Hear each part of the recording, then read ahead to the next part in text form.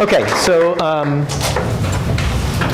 just to give us an idea of the agenda for the next couple of days, and then give you some background, just to sort of situate things. So the last 2 times, this is my 3rd time out here. It's great. It's a long trip, but it's a fun trip, I have to say. One of the things that we see oftentimes in the teaching of Tung's acupuncture, maybe I'll just give you a little bit of background of how I fell into Tung's acupuncture, just briefly. You know, I was a student at the New England School of Acupuncture, which is the oldest school of Chinese medicine in the United States. It was founded back in like the mid-1970s. I don't remember the exact date they started it. And one of my teachers was from Taiwan, and he didn't teach Tung's points, but he taught a lot about some of the similar ideas of how to use channels to treat one another, which we're going to go over in detail today. And then I remember there was this little bookstore above a martial arts supply store down in Chinatown in Boston. And I found Miriam Lee's book there, and she was one of the early pioneers, who's also gone now. Unfortunately, we start seeing that generation. She was she was actually responsible, mostly her story was responsible for the licensing of acupuncture in California, which was the 2nd or 3rd state in the United States that licensed acupuncture. So it was a really and it's today even the largest population of acupuncturists in the United States, just because the state is massive in terms of size. And so she was very instrumental in the process of getting acupuncture licensed across the board because of her pioneering work in California. So she wrote a book for Blue Poppy, which is essentially just a translation of the book that Master Tung wrote back in the early 1970s, which we'll talk about briefly today also. And I found that book in the bookstore, and I read it. must have been in my last year of studies, and I thought to myself, how could there be all this stuff that I've not even heard about? Right, and it sort of blew my mind, and that upsets me, which is one of the reason why I got interested in bloodletting and wrote the book on bloodletting as well, because all my teachers would say, it's so important. That's like half the Neijing is all bloodletting. It's how can you not do bloodletting? And yet, literally in 3 years of full-time school, we had half of one class on bloodletting. Right. So how could there was this incongruity, this disconnect between how could this be so important, or how could be so much information, yet we don't talk about it. So that was always been sort of the reason why I delved into some of these topics. So initially, Tung's acupuncture was still a fairly unknown subset of practice in the United States, with a couple people in California teaching it, mostly Dr. Yang Weijie, who was one of Master Tung's original students who passed away recently, and then some of his students who had continued teaching in California. But then slowly it started sort of leaking out and getting out there. And so now it's all over the place, which is great. What I'm going to encourage you to do is, when we're going through the material, eventually my hope is that you can start using the material in your clinic on Monday or whenever you're back seeing patients, right? That's my end goal. Whether you use it, you go all in, or you use it a little bit here, a little bit there, that's up to you. There are different ways you can sort of this question always comes up, so we'll address it right now. There are different ways you can sort of integrate the material into your practice. When I first started practicing, and I was inspired by some of my teachers who had talked about a similar process. I started Tung's acupuncture maybe in a serious way, maybe my 3rd or 4th year of practice, something like that. So it's over 20 years ago at this point. And what I decided to do was I was going to take 2 years of my practice and do only Tung's points, as much as I possibly could. We always have the patient who comes in and you do stomach, I don't know, whatever, stomach 37 instead of stomach 36, and say, what's the matter? Why are you using a different point today, right? So some people freak out if you do something totally different. So if they're used to okay, I'm doing local needles for back pain, just don't rock the boat. Don't make them crazy. It's okay. But as much as you can, and it's what I did for 2 years, was I said, I'm going to use Tung's points. I'm going to figure it out. I'm going to go back to the books, go back to my notes that I took after I took initial classes, and I'm just going to do it. So that's how I sort of jumped in with both feet. Some people, that's too much. You want to just start using a couple of points here and there. If you're used to, so one of the characteristics of Tung's acupuncture, if you know nothing at all about it, which is possible, is that we tend not to do much local needling, if at all. In my clinic, I do local needling, I have to say, in maybe 10% of the cases, maybe. That's sort of like about typical. You don't have to, though. You can do it, you don't have to do it. If you like to do local needling and your patients are used to it, one of the ways you can incorporate this material is start with something not local, see what you can get out of it, right? And then if you want to do the local needling, go ahead. That's fine. When I do local needling in my practice, that's typically what I do, right? So I'll start with something that I think is going to help, that we try to get it. Maybe I get 50% improvement, 75% improvement. Then we can do a couple little local needles, maybe some moxa, some heat, whatever. That's okay too. So you can incorporate things slowly if you want to as well. When we're going through the points, what I'm going to try to do is alert you to what I think are the more commonly used, much more sort of frequent, important, heavy hitters. Because let's have a moment of honesty. How many of you have been in practice, I don't know, 5 or 10 years or more? Right, so a bunch of you, right? Just between us, if you're new, just close your ears for a second, okay? Especially if you haven't finished your training yet, just close your ears for a second. How many points do you actually use on a day-to-day basis? Like really? I would argue that probably, 90% of the acupuncturists use, or I'd say that 90% of the time rather, we use maybe 25, 30 different points, maybe, if you're really fancy, 40 different points. So, realistically, the number of points we tend to use on a day-to-day basis is rather limited. And that's because some points are so good at doing so many things that why not? It's fine, right? If you look at like traditional or classical texts like the Nanjing, the classic of difficulties, you know what? The Nanjing is all about using Jing, Shu, Jing hook points, right? 5 points in each channel. That's really what they're talking about. So you can do a lot with a rather limited number of points. So one of the things that is seemingly sometimes overwhelming for people as they're starting to get interested in Dong's acupuncture is we have a book with all these points, right? And that's a lot. Likewise, if someone gave you Deadman's Manual of Acupuncture and said, good luck, you'd be equally as overwhelmed, right? There are a lot of points in there, most of which you should know what they all are, or at least have heard them once. But the ones that you really focus on are going to be more limited and more narrow in scope. It's the same thing with Dong's acupuncture. So as we're going through this, what I'll try to do is in each area of the body, point out, and we just don't have time in 3 days to go through all the points. That's okay. We'll get through a lot of them. But I'm going to try to point out which points I think are the most essential, the ones that I use clinically more often, so you have a narrower range of things to get started with. And then over time, like with Deadman, you'll remember, there was a point for rabies.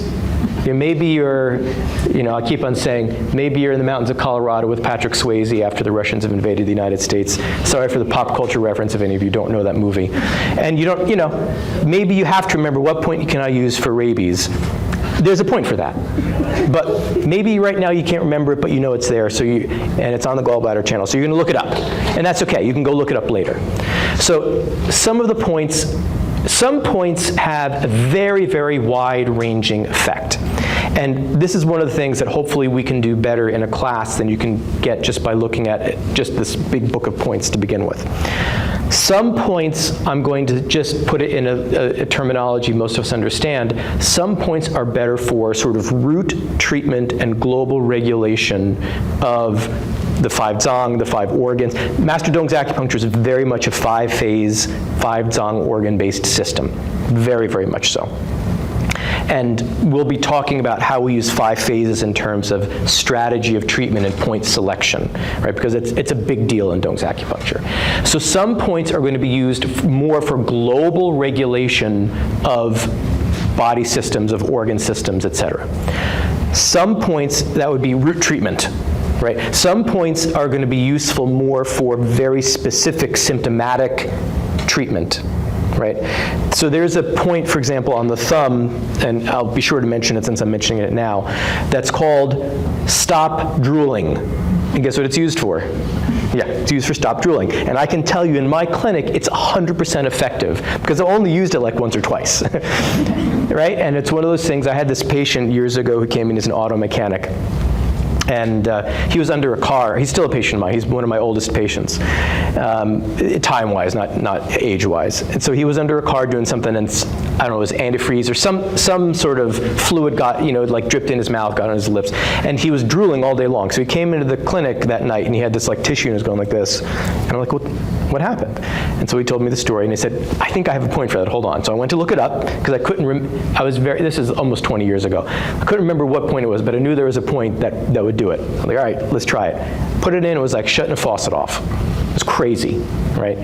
But we don't use that for like root treatment, like ongoing chronic like kidney deficiency or lung, whatever. It's not that kind of point. Get the idea?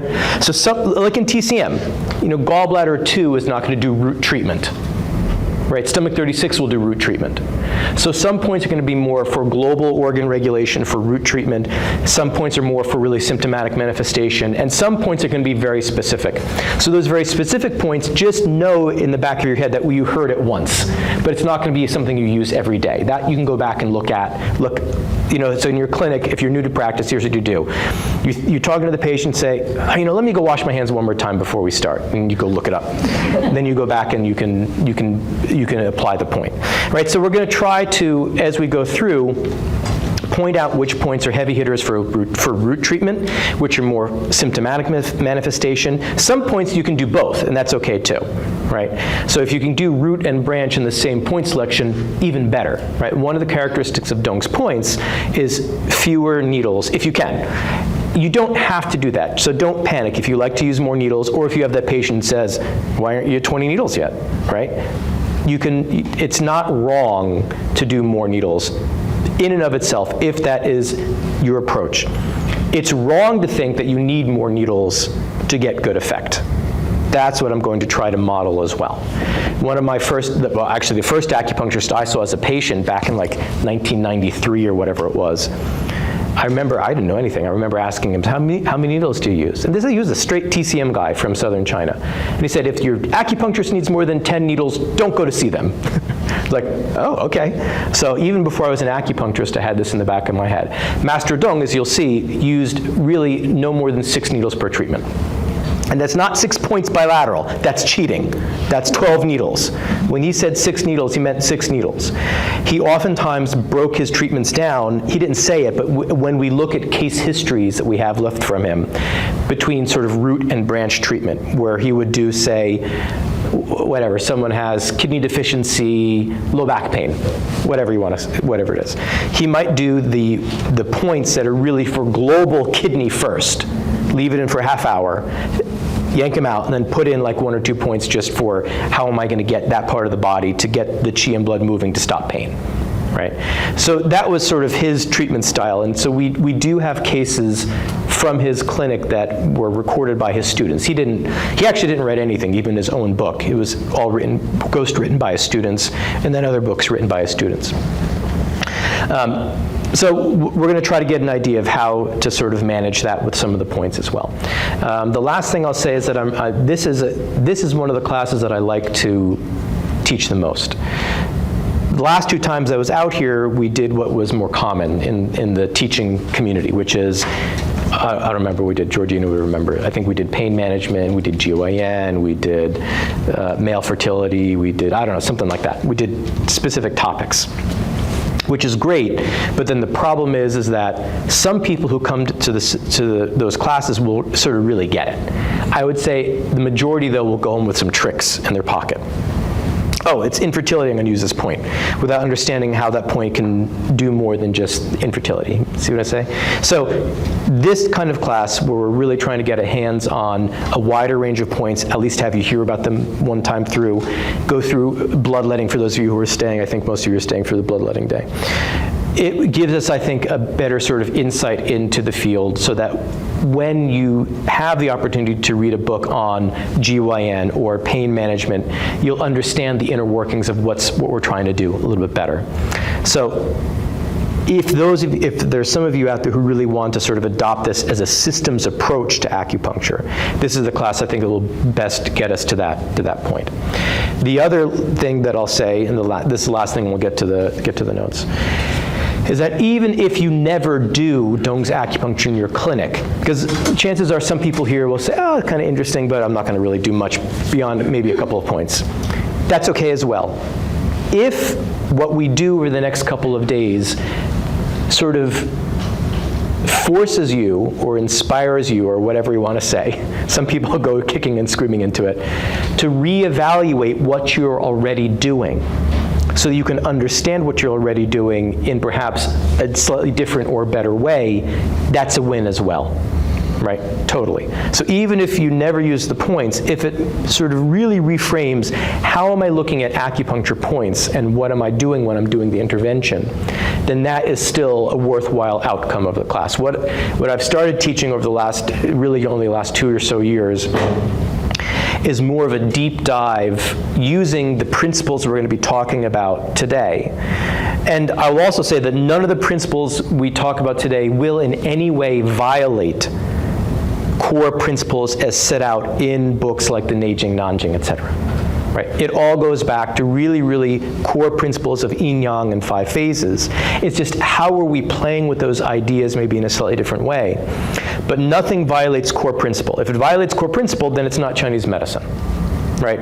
If you like to do trigger point acupuncture, you don't care about yin-yang, 5 phases in the channels, knock yourself out, but it's not Chinese medicine anymore. And there's a place for that in the world, but it's not what I do. Right? So everything we do still can trace back to these very core essential concepts. So what I've been doing the last couple of years is we just did 3 days in Ireland in September. One of the things we've been doing is how can we look at conventional points through the lens of stuff that you learned in school maybe, but maybe it wasn't so emphasized, and some of the theory, and I'll model that. When we go through the theories, I'll give you an example of how we're using it. How can we use this to understand the complexities of what points can do beyond simply memorizing, so here, who's a recent graduate or recently into practice? Right? Addie, here's your quiz. What does kidney 2 do? What? What's that? And what else does it do? What's the party line? Clears heat, clears empty heat, right? Right, that's the party line. But kidney 2 does lots and lots of things beyond clear heat if we look at the list of indications and analyze them in depth, right? And we can do that by comparing the indications with understanding the principles of yin-yang 5 phases. What does an ink spring point do? What does a fire point do? What does that have to do with being on a water channel? What does it have to do with how that part of the foot mirrors other parts of the body?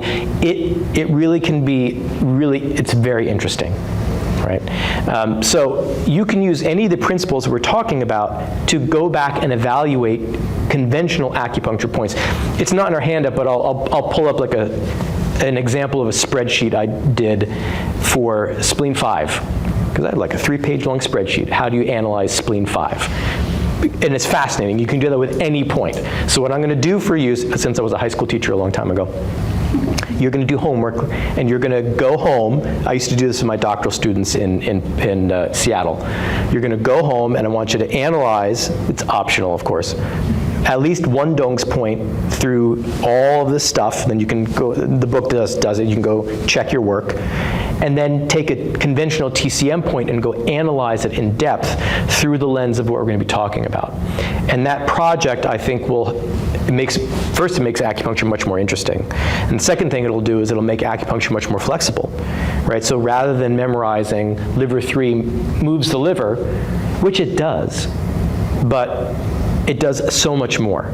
Or like lung 5, this is an example I'm preparing for the Pacific Symposium next month. Lung 5 clears lung heat, right? It does that, everyone knows that. But it also treats swelling of the 4 extremities, right? It treats knee pain. It treats back pain. These are all traditional TCM things that lung 5 does. And it has nothing to do with clearing lung heat. It has to do with all the other connections that part of the body has with other channels and other parts of the body, and 5-phase dynamics based on what's that category of point, where is it in the line of the 5 phases, is it distal, is it proximal, all that sort of stuff.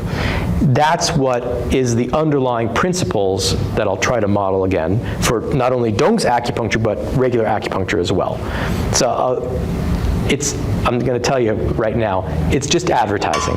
Dong's acupuncture, Korean acupuncture, Dong's acupuncture, TCM acupuncture, Japanese acupuncture.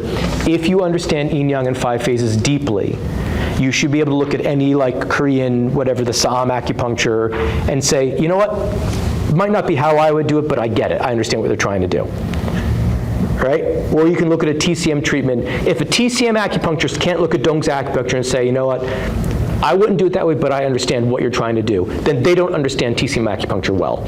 That's my firm position on that. You don't have to like how how you go about it, but if you can't understand conceptually what they're trying to do, you got to go back and learn your own system better.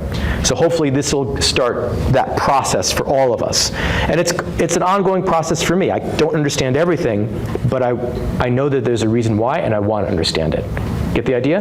All right, let's talk about Tung's acupuncture.